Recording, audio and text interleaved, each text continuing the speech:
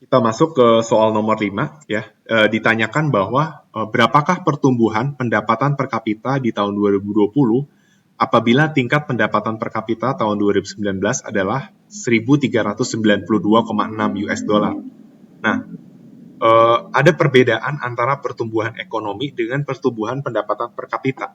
Kenapa? Karena pendapatan per kapita sendiri rumusnya adalah pendapatan dibagi dengan jumlah penduduk. Nah, jika kita menggunakan indikator GNP per kapita, berarti GNP dibagi dengan population. Dan itu harus dengan informasi tahun yang sama, yaitu sama-sama di sini 2019. Oke. Nah, kita tahu di soal memang tidak ada informasi PNB atau GNP per kapita. Kita tahunya hanya GNP. Makanya di sini dikasih tahu ya, GNP per kapitanya itu 1.392,6. Nah, kita tahu nilai GNP-nya. Di sini saya langsung tuliskan aja hasilnya adalah 1.392,6. Nggak peduli, kita nggak mau tahu berapa populasinya GNP. Yang jelas kita kan mau nyari pertumbuhan pendapatan per kapita. Intinya rumus dari pertumbuhan pendapatan per kapita kan pendapatan per kapita 2020 dikurang pendapatan per kapita 2019 dibagi pendapatan per kapita 2019 dikalikan dengan 100%. Nah, kita udah tahu informasi pendapatan per kapita tahun 2019. Yang belum kita ketahui adalah pendapatan per kapita tahun 2020. Seperti itu. Oke, berarti bagaimana cara kita mencarinya seperti itu. Nah, berarti yang perlu kita lakukan adalah kita mencari pendapatan per kapita tahun 2020 seperti itu. Oke. Nah, pendapatan per kapita 2020 itu adalah pendapatan PNB 2020 dibagi dengan populasi di 2020. Nah, di informasi soal sebelumnya dikasih tahu bahwa jumlah penduduk itu sebesar 271.349.889. Maka ini adalah informasi untuk populasi tahun 2020. Oke. Lalu GNP-nya kita juga udah tahu sebelumnya sebesar 266.439,7. Maka kita tinggal bagi aja ini dengan jumlah populasi. Maka dapat hasilnya itu adalah sebesar 981,91.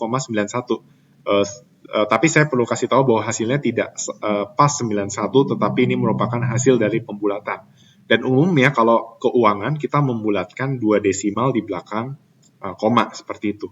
Nah, berarti kita masukkan saja. Nah, ini ada saya salah menulis ya. Harusnya 981,91 dikurang 1.392,6 dibagi dengan 1.392,6. Ini dibuka kurung tutup kurung kali 100%. Hasilnya adalah min 29,49%. Nah, untungnya di soal tidak ada opsi min 29,5%. Karena seharusnya 29,49 itu dibulatkannya ke 29,5. Tetapi karena di soal tidak ada 29,5, berarti kita pakai yang min 29,4%. Jadi jawaban yang benar adalah yang B. Nah, ini adalah kalau seandainya teman-teman melakukan kecerobohan seperti saya, ya, di mana teman-teman mengurangi 1.392,6 dikurang 981,91, maka teman-teman akan mendapatkan hasil 29,4%. Nah, itulah sebabnya kita perlu hati-hati dalam menuliskan angka, supaya kita yang sebenarnya secara prosedural, secara struktur kita sudah benar, tetapi karena kecerobohan seperti itu, jawaban yang kita dapatkan itu bisa jadi salah seperti itu. Oke? Dan soal ini juga bisa disebut menjebak. Kenapa? Karena umumnya pertumbuhan ekonomi atau pertumbuhan pendapatan per kapita itu umumnya positif. Ya, umumnya kalau secara tren, secara time series, itu dia harusnya pertumbuhannya positif. Seperti itu.